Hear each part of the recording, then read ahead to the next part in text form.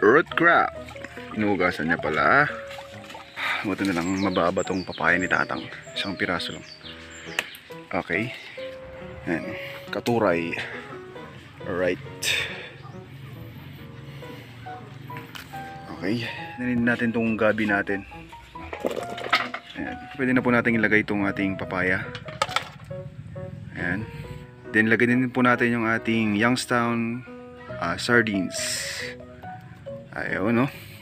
Then yung ating katuray. Ilalagay na natin ngayon yan.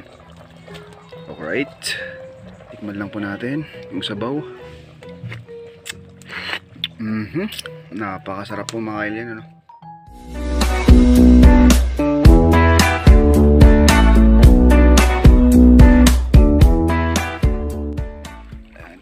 Ito yung kinuha ni tatang. Rabok. Nagtaktak ako di rabok. Ate na lang ha.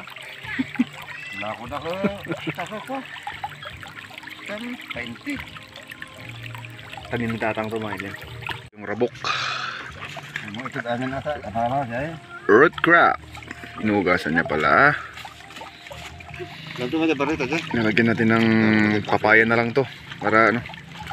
Tapos laglagyan ng pangpaasim. Kuha lang tayo ng papaya. Panlahok natin dun sa ano, rabok natin. Buti na lang mababa tong papaya ni tatang. Isang piraso lang. Okay. Ayan. Ito yung rabok mga kailan, no? Ito yung kinuha ni tatang. Ito. Parang gabi din siya, oh. Hinuhukay din yan. Marami kasi siyang tanim na ganyan, eh. Tutuol tayo ng dinengdeng ngayon mga kailan. Dinengdeng na rabok with papaya. Tatala para aja papaya ka muna. Papaya. Babalatan lang ni Bakit yung papaya. Si tatang naman yung rabok. Ako ihanda ko yung mga ano, ibang kailangan sa dinengdeng natin. Ayan, so ito yung papaya natin mga kailan. Gagayatin lang yan ng ano, maninipis. Ayan, yung ginagawa ng asawa ko. Ang dinengdeng. Tapos yung rabok natin, yan, hinihiwa-hiwa na ni tatang. Yan, maglalagay din tayo ng sardinas dun sa dinengdeng natin. Sardinas, Youngtowns. Tapos meron tayong luya tsaka sibuyas. Kita tayo agak apat na gani.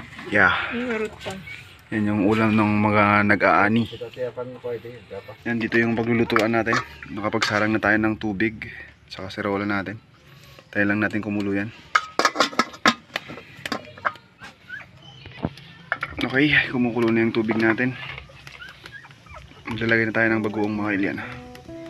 Siyempre, lutong Ilocano yan. Kailangan natin ng bagoong. Yan, tansyahan lang. Ilagay natin agad tong sibuyas tsaka luya natin para mabango yung recipe natin. Then ilagay na rin natin tong gabi natin. Unahin natin ilagay ito kasi may kahirapang maluto. Ayan. Ayan. Kuha lang tayo ng katuday mga alien. Panlahok din natin dun sa ano, dinengdeng natin. Ayan. Katuray. Alright. Okay. Alright. Ito na yung katuray natin. Yan yung ilalawak natin dun sa dinengdeng natin. Papaya, katuray, tsaka yung rabok. Siyempre, meron din tayong sardinas. Okay, check po natin yung recipe natin. Ayan na siya. I-check lang po natin kung malambot na yung gabi natin, no, mga kailan. Tusukin ko na siya ng kutsilyo. Okay, ito na siya mga kailan, malambot na. Pwede na siyang tusukin ng kutsilyo. So meaning, malambot na po yan. Ayan, pwede na po natin ilagay itong ating papaya. Ayan. Then lagay din po natin yung ating Youngstown sardines. Ayaw, no? Talagang ulam ng probinsya mga kailan. Okay. Ayusin lang natin ng konti para magandang pagkakaluto. Okay. So konti lang yung sabaw para malinamnam mga kailan, ano. Then takpan lang po natin. Alright. Check lang po natin itong ating niluluto. Ayan na mga kailan, kumukulo-kulo na talaga. Wow. Kunting pampalasa, syempre, betching. Kunti lang.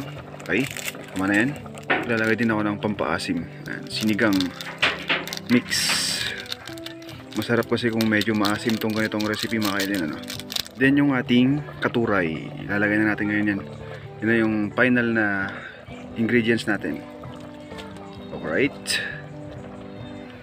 Okay. Actually, napakadaling maluto po ng katuray.